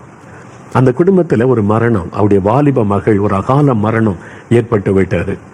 அந்த செய்தி கேட்டு நான் இருதயத்தில் அதிர்ச்சி அடைந்து விட்டேன். அந்த குடும்பமே அபிஷேகம் பெற்று நல்லா ஊழியம் செய்கிற குடும்பம், ஊழியத்துக்கெல்லாம் உதவியா இருக்கிற குடும்பம், அந்த குடும்பத்திலேயா இப்படி ஒரு மரணமா வாலிப மகளுக்கா? என்னை அப்படியே அதிர்ச்சி அடைய வைத்து விட்டது. நாங்கள் ஊழியர்கள்லாம் ஒரு 4-5 பேர் சேர்ந்து ஒரு வாகனத்தை ஒழுங்கு பண்ணி அவங்களுக்கு பேர் ஆறுதல் சொல்லிட்டு வரலாம். மறித்து ஒரு 2 நாள் ஆகிவிட்டது. நாங்கள் போகும்போது பேசுகிறோம், என்ன ஆறுதல் சொல்றது அவங்களுக்கு? அவங்க எவ்வளவு ஊழியத்துக்கு உதவியா இருந்தாங்க, எவ்வளவு ஆண்டவருக்காக மகிழ்ச்சியா ஊழியெல்லாம் செய்தாங்க. அந்த குடும்பத்துல இப்படி ஒரு மரணமா அவருடைய வாலிபா மகளுக்கு? கிரகிக்கவே முடியலையே, யோசிக்கவே முடியலையே, நம்மளால ஏற்றுக்கொள்ள முடியல. அந்த குடும்பம் எப்படி ஏற்றுக்கொள்வாங்க? நம்ம என்ன வார்த்தை சொல்லி இவங்களை சமாதானப்பட? ஒரு வியாதி வந்து மறிச்சிட்டா ஒரு சமாதானம் சொல்லலாம், ஒரு விபத்து ஏற்பட்டு மறிச்சா கூட ஒரு சமாதானம் சொல்லலாம் பைபிள்ல இருந்து எடுத்து. இதுக்கு நம்ம சமாதானம் சொல்ல முடியும், ஆறுதல் சொல்ல முடியும்? எங்களுக்குள்ள ஒரு பயம், எப்படி அவங்க கேள்வி கேட்ட என்ன பதில் சொல்றாரு அப்படின்னு நினைச்சிட்டே போறோம். நாங்கள் 4-5 ஊழியர்கள் போய் வாகனத்தை வீட்டுக்குள்ள போனா எங்களை ரொம்ப சந்தோஷமா வாங்கன்னு வரவேற்று உட்கார வச்சு அவங்க எங்களை உபசரிக்கிறாங்க. நான் பார்க்குறோம் அவங்களுடைய அந்த தாய், தகப்பன், உடன்பிறந்த மற்றவங்க எல்லாம் வீட்டில் இருக்கா, சந்தோஷமா பேசுறாங்க, அப்படி பண்றாங்க. நாங்கள் என்ன பேசுறேன்னு உட்கார்ந்துருந்தா அவங்க அந்த மரித்து போன மகளை குறித்தும் நடந்த சம்பவத்தை குறித்தும் தேவ சித்து இல்லாம நடக்க முடியாது. இப்ப எங்க மகள் இயேசுவோடு கூட இருக்கிறாள், இளம் பிள்ளை, வாலிப மகள். அப்போ அது எவ்வளவு பெரிய பாதிப்பை உண்டாக்கி நான் நினைச்சேன். பல கேள்வி கேட்பாங்க, என்ன பதில் சொல்றதுன்னு தெரியாம போனா அவங்க எங்களை ஆறுதல் படுத்துறாங்க. நான் அப்படியே ஆச்சரியம் பார்த்து கொண்டேன், எப்படி அவங்களால முடியுது? அப்ப அவங்கள்ட்ட நான் வாய் திறந்து கேட்டுட்டேன், நாங்க பயந்துகிட்டே வந்தவங்களுக்கு என்ன ஆறுதல் சொல்றது, எப்படி சொல்ல முடியும்னு நினைச்சுக்கிட்டே வந்தோம். நீங்க இவ்வளவு சந்தோஷமா பேசுறீங்க. அந்த மரண செய்தி எங்களை முதல்ல துக்கப்படுத்துச்சு. நாங்களும் பெற்றோர் தானே, பிள்ளை இழந்து நிக்கிறோம். அதனால கண்ணீர் விட்டு அழுதோம். நாங்க எவ்வளவு முடியுமோ அவ்வளவு அழுதோம். அதன் பிறகு பரிசுத்த ஆவியானவர் இறங்கினார், எங்களை தேற்றினார். எனக்கு தெரியாம இது நடக்க முடியுமா? நான் தானே உன் குடும்பத்தை நடத்துறேன். அப்ப நான் நன்மைக்காகத்தானே எதையும் அனுமதிப்பேன், தீமைக்கானதை உன் குடும்பத்தில் அனுமதிப்பேன். ஆண்டவர் பேசினார். நாங்க சந்தோஷமாயிடுவோம். மகள் என் சமூகத்துல தானே இருக்கிறாள், ஆண்டவர் ஆறுதல் படுத்தினார். இப்ப எங்களுக்கு ரொம்ப சந்தோஷம் என்னன்னா என் மகள் இயேசுவோடு இருக்கிறாள். ஆண்டவர் தான் இதன் வழியாக எடுத்துக்கொண்டார். ஒரு பெரிய சந்தோஷம். அதனால ஆண்டவர்கள் ஆறுதல் படுத்திட்டார். மறிச்சு 2 நாள் கழிச்சு அவங்க சொல்றாங்க, அவங்க போய் அளவு இல்லை, ஒரு சொட்டு கண்ணீர் வடிக்கல. எப்படிங்க இது? அதுதான் பரிசுத்த ஆவியானவர் கொடுக்கிற வல்லமை. எவ்வளவு பெரிய பாடுகள், எவ்வளவு பெரிய இழப்புகள், எவ்வளவு பெரிய நிந்தைகள், நெருக்கங்கள் வந்தாலும் உள்ளத்தில் ஒரு தைரியம், பலன், மகிழ்ச்சி, அதுக்கு ஒரு வல்லமை தேவை. அந்த வல்லமை தருகிறவர் தான் பரிசுத்த ஆவியானவர். அதனால தான் பிரச்சனைகளை மேற்கொள்ள உங்களுக்கு வல்லமை. இந்த பிரச்சனையில நம்ம சந்தித்து தான் ஆகணும். உலகத்துல வாழ்வரைக்கும் பிரச்சனை, பாடு, நிந்தை நமக்கு வரும். ஆனா அதுக்கு மத்தியில நம்ம தைரியமா மகிழ்ச்சியா இருக்கணுமான ஒரு வல்லமை தேவை. அந்த வல்லமை தான் பரிசுத்த ஆவியானவர் கொடுக்கிற வல்லமை. அதைத்தான் இயேசு சொல்லுகிறார், பரிசுத்த ஆவியானவர் வரும்பொழுது நீங்கள் வல்லமையை பெற்றுக் கொள்ளுவீங்க. நீங்க உங்களுக்கு வரக்கூடிய ப்ரமோஷன் தடுக்கப்படலாம், உங்களுக்கு வரக்கூடிய வெற்றியை நீங்க இழந்து போகலாம், உங்க வாழ்க்கையில சில தடைகளை சந்திக்கலாம், சில நிந்தைகள், அவமானங்கள், பொய்யான குற்றச்சாட்டுகள், நீங்க சோர்ந்து போகிற எல்லாமே உங்களுக்கு விரோதமா பொருளாதார சாத்தான் எழுப்பி கொண்டு வருவான். அதுக்கு மத்தியில நீங்க சந்தோஷமா மகிழ்ச்சியா, இயேசு எனக்கு நல்லவர், என் கூட இருக்கிறார், என்னை நடத்துவார்னு சொல்லுவதற்கு ஒரு வல்லமை வேண்டும். அந்த வல்லமை தருகிறவர் தான் பரிசுத்த ஆவியானவர். எதுவும் உங்களை அசைக்க முடியாது. எந்த பாடுகளும் எனக்கு எத்தனை பாடு கொண்டு நிறைய பேர் எனக்கு ஆறுதல் சொல்லி செய்தி அனுப்புறாங்க, இதை குறித்து கலங்காதங்க, பயப்படாதங்க, நாங்கள் ஜெபித்து கொண்டு இருக்கிறோம் என்று அநேகருடைய ஜெபம் ஒரு பக்கம். அந்த ஜெபத்தின் மூலம் ஆவியானவர் என்னை பலப்படுத்த அந்த பலனை தந்திருக்கிறார், வல்லமை தந்திருக்கிறார். அதனால என் தூக்கம் கூட டிஸ்டர்ப் ஆவதே கிடையாது. தூக்கம் கூட டிஸ்டர்ப் ஆவதே கிடையாது. அதை நினைச்சு உட்காந்து அழுதுகிட்டு இருக்கலாம் கிடையாது. ஒரு காலத்துல இந்த ஊழியத்தின் ஆரம்ப காலத்துல எனக்கு பலன் இல்லை, நான் ஒரு ரொம்ப சென்சிட்டிவ் அப்பப்போ அப்படி இருந்தேன். ஆவியானவர் இப்ப என்னை பலப்படுத்தி வல்லமைப்படுத்தி, எதை குறித்தும் கலங்காத, பயப்படாத, சந்தோஷமா இரு, நான் இருக்கிறேன், அந்த பலனை தந்து கொண்டே இருக்கிறார். அதான் பரிசுத்த ஆவியானுடைய பலன். மூன்றாவது கடைசியாக இன்னொரு பலன், இன்னொரு வல்லமை பரிசுத்த ஆவியானவர் வரும்போது, முதலாவது பாவத்தை மேற்கொள்ளக்கூடிய வல்லமையை தருகிறார். சோதனைகளை மேற்கொள்ள பரிசுத்தமாய் வாழ ஒரு வல்லமை. இரண்டாவது பிரச்சனைகளை மேற்கொள்ளக்கூடிய வல்லமை. எவ்வளவு போராட்டத்துக்கு நடுவில் சந்தோஷமா, நிம்மதியா, மகிழ்ச்சியாய் வாழக்கூடிய வல்லமையை பரிசுத்த ஆவியானவர் தருகிறார். மூன்றாவது சாத்தானை மேற்கொள்ளக்கூடிய வல்லமை. நமக்கு விரோதமாய் போராடுகிற ஒரு சத்துரு இருக்கிறான். 1 பேதுரு 5ஆம் அதிகாரம் 8ஆம் வசனத்துல உங்கள் எதிராளியாகிய பிசாசானவன் என்று வசனம் சொல்லுகிறாரு. நம்முடைய எதிராளியாக இருக்கிற பிசாசானவன் கர்ச்சிக்கிற சிங்கம் போல எவனை விழுங்கலாமோ என்று வகை தேடி சுற்றி திரிகிறான். நீங்க ரட்சிக்கப்பட்டு ஆண்டவருக்கு இந்த வாழ ஆரம்பிச்சிட்டீங்க, குடும்பமா ஜெபிக்கிறீங்க, தனியா ஜெபிக்கிறீங்க, சுவிசேஷம் அறிவிக்கிறீங்க, ஆண்டவருக்குள்ள இருக்கிறீங்கன்னா சாத்தான் உங்களை குறி வைப்பான். உங்க வீட்டை எப்படியாவது உங்களை டிஸ்டர்ப் பண்ணணும், உங்களை துக்கப்படுத்தணும், ஜெபத்தை தடுக்கணும், உங்களுடைய ஊழியத்தை கெடுக்கணும், உங்களை சோர்ந்து போக பண்ணணும், உங்களை முடக்கி விடணும்னு சொல்லி கர்ச்சிக்கிற சிங்கம் மாதிரி வருவான். அவன் சிங்கம் கிடையாது, சிங்கம் மாதிரி வேஷம் போட்டு கொண்டு வருவான். ஒரே ஒரு சிங்கம் தான் உண்டு, அது யூதா கோத்திரத்தின் சிங்கம், நம்முடைய ஆண்டவர் இயேசு கிறிஸ்து. ஆனா இவன் பொய்யன், ஏமாற்றுகிறவன். பிசாசுக்கு அப்படி சிங்கம் மாதிரி வேஷம் போட்டுக்கிட்டு கர்ச்சிப்பான், அவ்வளவுதான். இயேசுவை நாமத்தால் ஓடி போனா ஓடிய போயிடுவான், அவ்வளவுதான். ஆனா நம்ம பயமுறுத்தணும், சோர்ந்து போக பண்ணணும், கவலைக்குள்ளாக்கணும், நம்ம எப்படியாவது முடக்கி போடணும், ஜெபத்தை தடுத்துறணும், ஊழியம் செய்யறதை கெடுத்துறணும், நம்முடைய உற்சாகத்தை கெடுத்துறணும் என்பதற்கு அவன் பலவிதமான கிரியை செய்வான், ஆட்களை எழுப்புவான். நமக்கு விரோதமாய் பேசக்கூடிய ஆட்கள், பொய்யானதை சொல்லக்கூடிய ஆட்கள், நமக்கு விரோதமா ஆட்களை பிசாசு எழுப்புவான். நமக்கு விரோதமா மந்திரவாதம் செய்யறவங்க, பில்லி சுனை செய்யற ஆட்களை எழுப்பி அதன் மூலமாய் போராட்டம் நடத்துவான், எதிராளியாக பிசாசானவன். அப்போ அவன் அந்த மாதிரி பிசாசனுடைய போராட்டம், அசுத்த ஆவிகளின் போராட்டம், வானமண்டலத்தின் ஆவிகள், துரைத்தனம் பண்ணுகிற ஆவிகள், அந்தகார லோகாதிபதிகள், எபேசியர் 6:12 வசனத்துல வாசிக்கிறோம்ல, இந்த மாதிரி ஆவிகள் எல்லாம் நமக்கு விரோதமாய் போராடு, அதிகாரத்திலே கிரியேட் செய்கிற ஆவிகள். நம்ம முடைக்கிறணும், சோர்ந்து போக பண்ணணும்னு சொல்லி, நீங்க வேலை செய்யற இடத்துல, படிக்கிற இடத்துல, நீங்க ஊழியம் செய்யற இடத்துல, நீங்க பிசினஸ் பண்ற இடத்துல காரணம் இல்லாத பிரச்சனை வரும், காரணம் இல்லாத போராட்டம் வரும், காரணம் இல்லாத குற்றச்சாட்டு வரும், எப்படியாவது உங்களை முடைக்கிறணும். அப்ப உங்களை சோர்ந்து போக பண்ண போராடும், மன சோர்வை கொண்டு வரும்படி உங்களுடைய ஆவியில ஒரு சோர்வு வந்துடணும். பயத்தை உண்டாக்கி தான் உங்களை முடைக்கலான்னு பயப்படுத்துகிற மாதிரி சூழ்நிலையை உருவாக்குவான். அதனுடைய விலை இந்த கவலையில அப்படியே நம்மளை அப்படி அமிழ்த்து விட வேண்டும் என்று கவலை, அந்த பாரத்தை கொண்டு வர போராடுவான். அது மாத்திரம். அப்புறம் கடைசியில் நமக்கு இடம் கொடுத்து கவலை, பயத்துக்கு இடம் கொடுத்து போனீங்கன்னா மன அழுத்தம், டிப்ரெஷன், அவ்வளவுதான் ஃபைனல் ஸ்டேஜ் கொண்டு வருவான். ஸ்டெப் பை ஸ்டெப்பா அவன் கிரியை செய்வான். அப்போ அந்த எதிராளியாகிய பிசாசு, இந்த சாத்தான், அவனுக்கு 6000 வருஷம் எக்ஸ்பீரியன்ஸ் இருக்கு. ஆதாம் காலத்திலிருந்து ஆதாமே சந்திச்சவன், ஏவாளை ஏமாத்தினவன்ல, தாவீதை பார்த்தவன், ஆபிரகாமை பார்த்தவன், மோசையை பார்த்தவன், அவன் எல்லா தீர்க்கதரிசிகளை எல்லாம் பார்த்தவன், 6000 வருஷம் எக்ஸ்பீரியன்ஸ். அதனால யாரை எங்க அட்டாக் பண்ணணும் அப்படின்னு அவன் சுத்தி வருவான். அதனால பயந்துறாருங்க. அவங்க எத்தனை வருஷம் எக்ஸ்பீரியன்ஸ் இருக்கட்டுமே, நம்ம கூட இருக்கிறவர் யார் தெரியுமா? அவனை காலின்களை மிதித்த இயேசு நம்ம கூட இருக்கிறார். அவனை காலின்களை மிதித்து அவனுடைய தலையை நசிக்கின இயேசு, சிலுவையில அவன் மீது வெற்றி சிறந்த இயேசு நம்மோடு இருக்கிறார். இதை பரிசுத்த ஆவியானவர் நமக்கு ஞாபகப்படுத்தி பலப்படுத்தி சாத்தானை மேற்கொள்ளக்கூடிய வல்லமையை நமக்கு தருவார். அவன் எவ்வளவு போராடினாலும் நம்ம தோல்வி அடைய விட மாட்டார்.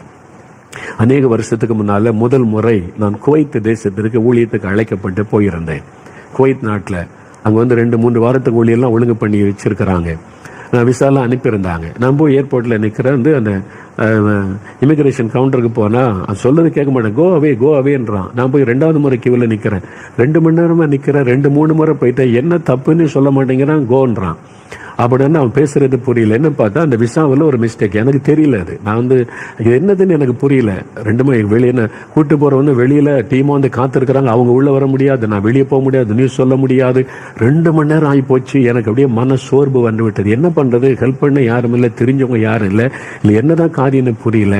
அப்போ அந்த ஏர்போர்ட்ல வேலை செய்கிற ஒரு சகோதரரை உள்ள அனுப்பினா அவர் வந்து பார்த்துட்டு, இந்த பாஸ்போர்ட், இந்த உங்களுடைய பாஸ்போர்ட் நம்பர் இதுல மாறி இருக்குது பிரதர், அதனாலதான் அப்பதான் எனக்கே தெரியுது. நம்ம சொன்னாங்க இந்த இதுக்கு உள்ள அனுமதிக்கவே மாட்டான். இன்னும் கொஞ்ச நேரம் ஆயிருந்தா அடுத்த ஃபிளைட்ல அவங்களை இந்தியாவுக்கு திருப்பி அனுப்பியிருப்பான்.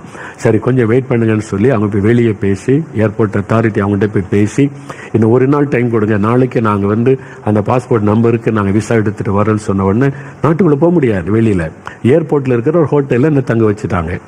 ஒரு பிரதர் கூட்டு இங்கே தான் அந்த ஏர்போர்ட்டில் ஒர்க் பண்ணுற பிரதர் தான், வேறு யாரும் பார்க்க முடியாது, பேச முடியாது, அந்த ரூமில் இந்த ரூமில் தங்கிருங்க, நாளைக்கு நாங்கள் விசா எடுத்துகிட்டு வந்து உங்களை வெளியே கூட்டிகிட்டு போகிறோன்னு சொல்லி தனியாக அந்த ரூமில் அந்த ஹோட்டல் ரூம் தான். எனக்கு அப்படியே மன சோர்வு வந்து விட்டார். ஏன்னா பல மணி நேரம் ஏர்போர்ட்டில் நின்று, இப்போ வந்து என் பெட்டி என்கிட்ட இல்லை, பைபிளும் என்கிட்ட இல்லை, தனியாக ரூமில் வந்து விடப்பட்டிருக்கேன். நாளைக்கு இந்த விசா கிடச்சி வந்தால் தான் உண்டு. அது மாதிரி போராட்டத்தில் நான் நிற்கிற ரூமில் கொஞ்சம் சோர்ந்து இருக்கிறேன். விசாஸ் வந்து டைரக்டாக நிற்கிறான்.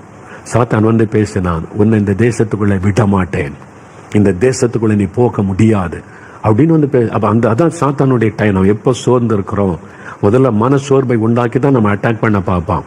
அந்த சமயத்துல வந்து அவன் வந்து நின்று நேரடியா பேசுகிறான். நேரடியாக ஒரு மோதல். அவன் வந்து நின்று நாட்டுக்குள்ள அவனை விட மாட்டேன் பாரு, இந்த தேசத்துக்குள்ள நான் போக முடியாது, ஊழியம் செய்ய விட மாட்டேன் என்பதாய் நின்றான். அப்போ நான் ஏற்கனவே தனித்து விடப்பட்டு சோர்வுக்குன்னா வேறு வழியில முழங்கால் படிக்கிட்டேன். ஆண்டவரே உம்முடைய பலன் எனக்கு வேணும். நான் அப்படியே காத்திருந்து ஜெபிக்க அபிஷேகம் இறங்க ஆரம்பித்தது. ஆவியானவர் இறங்கினார், பரிசுத்தாவினர் இறங்க புதிய பாஷை, அந்நிய பாஷையில பேச அப்படியே ஆவியானவர் நிரப்பி பலப்படுத்தி, அப்புறம் ஆவியானவர் பேச ஆரம்பித்த, நீ பயப்படாத, நான் இருக்கிறேன் கூட, நீ தனிமையா இல்லை, அவனை ஜெயித்த இயேசுவன் கூட இருக்கிறேன், அவன் சொல்றதை நீ பார்க்காத, நான் கூட இருக்கிறேன், இந்த தேசத்துக்கு கொண்டு போக நான் உன்னை அழைச்சிட்டு வந்தேன், நான் கொண்டு போவேன், அவனால இவ்வளவுதான் செய்ய முடியும், ஒரு நாள் தடுக்க முடியும், நான் உன்னை கொண்டு போவேன், என் திட்டத்தை நிறைவேற்றுவேன் அப்படின்னு ஆண்டவர் தெளிவாய் பேசினார். அதன் பிறகு முழங்கால விட்டு எழுப்பினான், பிசாசே நீ என்ன தடுக்க முடியாது, உன் தலையை நசிக்கிறவர் என் கூட இருக்கிறார், உனக்கு தெரியும் இல்ல, நீ என்ன பண்ணிட முடியும், உன்னால என்ன பண்ண முடியும் பண்ணிக்க, நான் இந்த நாட்டுக்குள்ள போவேன், ஊழிய செய்வேன், ஆண்டவர் என்னை கொண்டு வந்த நோக்கத்தை நிறைவேற்றுவார், அவ்வளவுதான். சொன்ன உடனே ஓடி போயிட்டான். அந்த பலனை நமக்கு தருகிற பரிசுத்த ஆவியானவர். நீங்க இந்த அபிஷேகத்துக்குள்ள இல்லைன்னா அவ்வளவுதான், மடங்கடித்து விடுவான் பிசாசு. அப்படிதான் மோதும் போது ஆவியானவர் நம்மை பலப்படுத்துவார். ஒரு சமயம் நான் 25 வருஷத்துக்கு முன்னால முதல் முறை நான் அமெரிக்காவுக்கு ஊழியத்துக்கு போயிருக்கிறேன். நியூயார்க் பட்டணத்துல சில இடங்களை ஊழியம் முடிச்சுட்டு வாஷிங்டன் டிசியில அவங்க கூப்பிட்டாங்க. அங்க உள்ளவங்க முதல் முறை நான் அமெரிக்காவுக்கு போயிருக்கிறேன். அந்த நியூயார்க்கில் இருக்க ஒரு குடும்பத்தார் என்னை வந்து வாஷிங்டன் டிசிக்கு நாங்கள் கார்லேயே போயிடலாம், அவங்களை அழைச்சிட்டு போகிறோன்னு சொல்லி ஒரு 4-5 பேர் இருக்கிறோம் அந்த காருக்குள்ளே. ஒரு நீண்ட பிரயாணம் நியூயார்க்கில் இருந்து வாஷிங்டன் டிசிக்கு. நான் இதெல்லாம் பார்த்துக்கிட்டே போகிறேன், அழகாக ரசிச்சுக்கிட்டே போகிறேன். கொஞ்ச நேரத்தில் திடீரென்று எனக்கு ஒரு தனிமை உணர்வு. நான் வந்து பல நாள் ஆகிவிட்டது. பொதுவாக நான் வந்து தனியாக ஊழியத்துக்கு போகிறதில்ல, டீமாக போவோம், குழுவாக தான் செபிப்போம், ஊழியம் செய்யல. என் மனைவி எல்லா இடமும் என் கூட வருவாங்க, சேர்ந்து தான் போவோம். அங்கே வந்து தனிமையாக போய் 2 வாரத்துக்கு மேலே ஆகிவிட்டது. அதனால அந்த ஹோம் சிக்குன்னு சொல்லுவாங்கல்ல, ஒரு தனிமை உணர்வு, அந்த மாதிரி ஒரு உணர்வு அந்த நேரத்தில் திடீரென்று என் மேலே வந்து விட்டார். சாத்தான் அப்படிதான் நம்மளை அட்டாக் பண்ணுவான், நம்மளை வந்து ஆவிக்குரிய வாழ்க்கையில சோர்ந்து போக பண்ண, உனக்கு யாரும் கிடையாது, நீ அவ்வளவுதான் அந்த மாதிரி. அந்த தனிமை உணர்வு அப்படியே எனக்குள்ள மன சோர்வை கொண்டு வந்து விட்டார். உடனே எனக்கு என்ன தோணுது, ஊருக்கு திரும்பி போயிடலாம், வேண்டாம், உடனே நம்ம இந்தியாவுக்கு திரும்பி போயிடலாம் அப்படின்ற ஒரு எண்ணம் எனக்கு வருது. அப்படியே மன சோர்வில் அப்படி இருதயம் கலங்கி நான் அந்த காரில் ஒரு ஓரமாக உட்காந்துருந்தேன். மற்ற 4 பேர் சந்தோஷமாக பேசிக்கிட்டே வரோம். அவங்க அமெரிக்காவை சார்ந்தவங்க, எல்லா வாலிபர்கள், வாலிப மகள், அவங்கெல்லாம் அந்த ஃபேமிலி மெம்பர்ஸ் எல்லாம் பேசிக்கிட்டே வர்றாங்க. நான் அந்த மூலையில் உட்காந்து அப்படியே மன சோர்ந்து போயிட்டேன். அப்படியே கண்ணை மூடி இருதயம் சோர்ந்து விட்டது. அப்படி இருக்கும்போது திடீரென்று பரிசுத்த ஆவியானுடைய பிரசன்னம் நிரப்ப ஆரம்பித்தார். அப்படியே ஆவியானவர் என்னை நிரப்பின உடனே அப்படியே நான் ஆவியில நிரம்பி, எனக்கு நல்ல தெரியுது பரிசுத்த ஆவியானவர் நிரப்புகிறார். அப்படி அந்நிய பாஷையில நான் பேசுறேன் அமைதியா. அப்படி அந்நிய பாஷையில பேச பேச பேச அந்த காருக்குள்ள அவங்க சிரிச்சு பேசிட்டு இருந்தா அமைதியாயிட்டாங்க. அந்த தேவ பிரசன்னம் அந்த காரையே ஆட்கொண்டு விட்டாரு. அப்படி அவங்க எல்லாம் அமைதியாயிரு. அது வரைக்கும் பேசி சிரிச்சுக்கிட்டு வந்தவங்க நான் ஆவியில நிரம்பி அந்நிய பாஷை அமைதியா தான் பேசுறேன். அந்த மூலையில அந்த கார் ஓரத்துல உட்காந்து அமைதியா அந்நிய பாஷையில பேசிக்கிட்டே இருக்கிறேன். அப்படியே அமைதியாயிட்டாங்க. எல்லாம் அப்படியே பின் டிராப் சைலண்ட் ஆயிட்டாங்க. ஏன்னா அந்த மாதிரி தேவ பிரசன்னம், ஆவியானுடைய பிரசன்னம் அப்படியே ஆவில நிரம்பிய கண்ணில் கண்ணீர் வடியுது. அப்ப ஆவியானவர் பேசுறாரு, நீ தனிமையாவா இருக்கிற? யூ ஆர் நாட் அலோன், ஐ ஆம் வித் யூ. நான் கூட இருக்கிறேன். ஏன் பயப்படுறேன்? நான் கூட இருக்கிறேன். உனக்கு நான் துணையா இருக்கிறேன். நான் தானே உனக்கு கொண்டு வந்தேன். என் திட்டத்தை நிறைவேற்றணும். சொந்து போகாதே. பலப்படுத்தினார். அப்படியே ஆவியானவர் வல்லமைப்படுத்தினார். பலப்படுத்தி, இன்னைக்கு நீ போகிற இடத்துல என் ஊழியத்துல என்னென்ன காரியத்தை நான் செய்வேன், அதுதான் நான் கூட இருக்கிறதுக்கு அடையாளம், திடங்கோள். அப்படியே சில நிமிஷ நேரத்தில் என் உள்ளத்துல சந்தோஷம் பொங்கி துதிக்க ஆரம்பித்தேன். ஆவில நிரம்பி அந்நிய பாஷையில துதித்து ஆண்டவரை அப்படியே மகிழ்ச்சியோடு ஸ்தோத்திரிக்க ஆரம்பித்தேன். உடனே அந்த சோர்வு மாறிவிட்டது. சாத்தான் நம்மை சோர்வை கொண்டு வந்து முடக்கிவிட நினைப்பான், பயத்தை கொண்டு வந்து முடக்கிவிட நினைப்பான். உங்களுடைய ஊழியத்துல, உங்களுடைய குடும்பத்துல, உங்களுடைய பிசினஸ்ல, உங்களுடைய வேலையில ஏதாவது ஒரு விதத்தில் செய்ய நினைப்பான். அப்ப அவனை மேற்கொள்வதற்கு உங்களுக்கு ஒரு வல்லமை தேவை. அதுதான் பரிசுத்த ஆவியானவர் கொடுக்கிற வல்லமை. அப்படி வல்லமை இறங்கின உடனே சிங்கத்துக்கு ஒத்த ஒரு பலன் உங்களுக்கு வந்துடும். நீங்க பிசாசப்பா தைரியமா சொல்லுவீங்க, நீ என்னை ஜெயிக்க முடியாது, என் கூட இருக்கிற ஒருவன் தலையை நசிக்கனவர் பிசாசே, தைரியமா சொல்லுவீங்க. உடனே மாறிவிட்டது. அவ்வளவுதான். உடனே ஆண்டவர் பலப்படுத்தி, இந்த மாதிரி பல சமயங்களில் நான் என் ஊழியத்திலே வாழ்க்கையிலே உணர்ந்திருக்கிறேன். அது மாதிரி ஒவ்வொரு சமயத்திலும் பரிசுத்த ஆவியானவர் இறங்கி வல்லமைப்படுத்துவார். இந்த வல்லமை உங்களுக்கு தேவை. இந்த வல்லமை இருந்தாதான் நம்ம இந்த உலக வாழ்க்கையில வெற்றியோடு நம்ம ஓட முடியும். அதனால நீங்க உங்க குடும்பத்துல, உங்களுடைய வேலையில, உங்களை சுத்தில நடக்கிற எல்லா சூழ்நிலைக்கு மத்தியிலையும் நீங்க சந்தோஷமா, மகிழ்ச்சியா, மன நிறைவோடு எப்பவும் மகிழ்ந்திருக்கணுமானா உங்களுக்கு ஒரு வல்லமை தேவை. அதுதான் பரிசுத்த ஆவியானுடைய வல்லமை. அந்த வல்லமை தான் இயேசு சொல்லுகிறார், நீங்க வல்லமையினால் நிரப்பப்படுவீங்க. பரிசுத்த ஆவியானவர் வரும்போது you shall receive power, நீங்கள் வல்லமையை பெற்றுக் கொள்ளுவீங்க. அந்த வல்லமையை பரிசுத்த ஆவியானவர் தருவார். இயேசு கிறிஸ்து அவ்வளவு நிந்தை, நெருக்கம், உபத்திரம், கொல்லுவோன்றாங்க, அடிப்போன்றாங்க, கல் எடுக்கிறாங்க, பிசாசு பிடித்தவன் சொல்றாங்க, அவருக்கு வந்து மென்டல் ஆயிட்டான்னு சொல்றாங்க. அதுக்கு மத்தியில எப்படி அவரால் ஊழியம் செய்ய முடிந்தது? எதுவுமே அவரை பாதிக்கவில்லை. சந்தோஷமா எப்படி ஊழியம் செய்ய முடிந்தது? அவர் மேல இருந்த அபிஷேகம். அப்போஸ்தலர் 10:38 வாசிக்கிறோம், தேவன் அவரை பரிசுத்தாவினால் வல்லமையினாலும் அபிஷேகம் பண்ணி இருந்தார். அந்த அபிஷேகம் பரிசுத்தாவுடைய வல்லமை இருந்ததுனாலதான் எதுவும் அவரை அசைக்க முடியல. அவர் மகிழ்ச்சியோட ஊழியம் செய்து கொண்டிருந்தார். பவுல், பேதுரு, ஸ்தேவான் இவங்கெல்லாம் எதிர்ப்பு, நிந்தை, நெருக்கங்களை சந்தித்தாலும் கலங்கல, முன்வைத்த கால பின்வைக்கல, தைரியமாய் நின்று சாதித்தார்கள். எப்படி முடிந்தது? பரிசுத்த ஆவியின் வல்லமை, அந்த அபிஷேகம், ஆவியானவர் கொடுத்த வல்லமை, பரிசுத்த ஆவியிலே நிரம்பி ஜெபிக்கிற அனுபவம். அதான் 1 கொரிந்தியர் 12-14 பவுல் சொல்கிறார், நான் பரிசுத்த ஆவிக்குள்ளே நிரம்பி அந்நிய பாஷையிலே ஜெபம் பண்ணுவேன், ஆவியிலே நிரம்பி அந்நிய பாஷையிலே பாடல் பாடுவேன், அந்நிய பாஷையிலே துதிப்பேன் என்றெல்லாம் எழுதுகிறார். அந்த அனுபவம் இருந்ததனால தான் அவங்களால சாதிக்க முடிந்தது. ராஜாக்களை கண்டு பயப்படவில்லை, எதிர்த்து நிற்கிற ராஜ்யங்களை கண்டு பயப்படவில்லை, எதிர்த்து நிற்கிற மதவாதிகளை கண்டு பயப்படல, தைரியமாய் நிற்க காரணம் அந்த பலனை கொடுத்தவர் பரிசுத்த ஆவியானவர். ஜெயிலை கண்டு பயப்படல, அடிகளை கண்டு பயப்படல, எதை கண்டு சோர்ந்து போகல. அவங்க சோர்ந்து போகாம தைரியமா நிற்க காரணம் ஆவியானவர் கொடுத்த வல்லமை. இந்த வல்லமை உங்களுக்கு தேவை, உங்களுக்கு தேவை, எனக்கு தேவை, நமக்கு தேவை. தினமும் இந்த பரிசுத்த ஆவியிலே நிரம்பி நம்மை ஜெபித்து நாம ஜெயம் பெற்றவர்களாய் முன்னேறி போகணும். அதற்கு தான் இந்த அபிஷேகம் எனக்கு கிடைக்குமா? உங்களுக்கு கிடைக்கும். சின்ன பிள்ளைகள் கூட கிடைக்கும். யோவேல் 2:28 குமாரர் குமாரத்திகள், சின்ன குட்டி பிள்ளைகள், அவங்க மேலே இந்த அபிஷேகத்தை ஊற்றுவேன், அவங்க தீர்க்க தரிசனம் உரைப்பார்கள் ஆண்டு சொல்லி இருக்கிறார். அப்ப வாலிபர்கள், கன்னிகைகள், அப்ப வாலிபர்களை பற்றி தனியா சொல்லி இருக்கிறார். அப்படின்னா குமாரர் குமாரத்திகள், குட்டி பிள்ளைகள், உங்க மேலே அந்த அபிஷேகத்தை ஆண்டவர் ஊற்றுவார். வாலிபர்கள், வயதானவர்கள், ஊழியக்காரர், ஊழியக்காரிகள் எல்லாருக்கும் இந்த அபிஷேகம் தேவை. இந்த பரிசுத்தாவின் நிறைவு தேவை. ஆண்டவர் உங்களுக்கு கொடுக்க விரும்புகிறார். 120 பேர் மேலறையில கூடியிருந்தாங்க அப்போஸ்தலர் 2 அதுல வெறும் 12 பேருக்கு மாத்திரம் அல்ல, 120 பேர் மேலே அக்னிமயமான நாவுகள் வந்து அமர்ந்தது.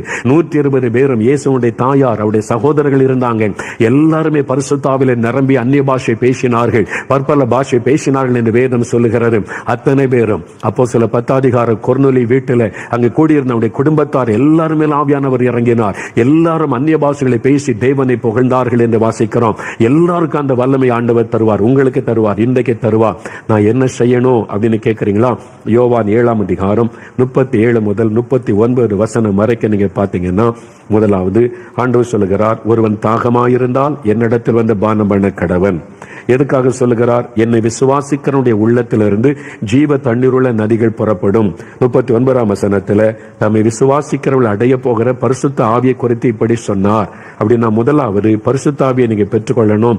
இந்த அபிஷேகம் எனக்கு வேணும், இந்த அனுபவம் வேணும்னா தாகம், முதல்ல அதை பெற்றுக்கொள்ளணும். எனக்கு வேணும், அந்த வாஞ்சை தாகம் இருக்கணும். நீங்க தாகத்தோடு இருக்கீங்களா? எனக்கு இந்த வல்லமை வேணும், இந்த அபிஷேகம் வேணும், எனக்கு இந்த வரங்கள்லாம் வேணும், நீ தாகத்தோடு இருந்தீங்கன்னா உங்களுக்கு தருவார். ரெண்டாவது விசுவாசிக்கணும். எனக்கு தர மாட்டாரு, நான் தகுதி இல்லை அப்படின்னு நினைக்காருங்க. நீங்க ரட்சிக்கப்பட்டுட்டீங்களா, இயேசு ஒப்பு கொடுத்துட்டீங்களா, உங்களுக்கு தருவார். அது பிள்ளைகளுக்கு கொடுக்கிற ஆசீர்வாதம். அதனால நானும் பெற்றுக்கொள்வேன், எனக்கும் ஆண்டவர் தருவார். இல்ல நான் மனம் திரும்பலையே, பாவத்தில் இருக்கேன்னு இப்போ ஒப்பு கொடுங்க.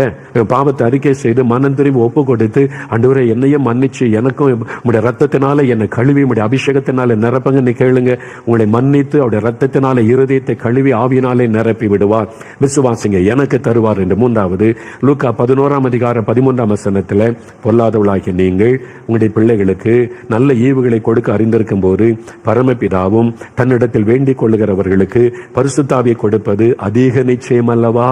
வேண்டிக் கொள்ளுகிறவர்களுக்கு ஆண்டவரே எனக்கும் நீங்க தாங்க, என்னையும் நிரப்பங்க, என்னை வேண்டிக் கொண்டால் உங்களுக்கு தருவாராம்.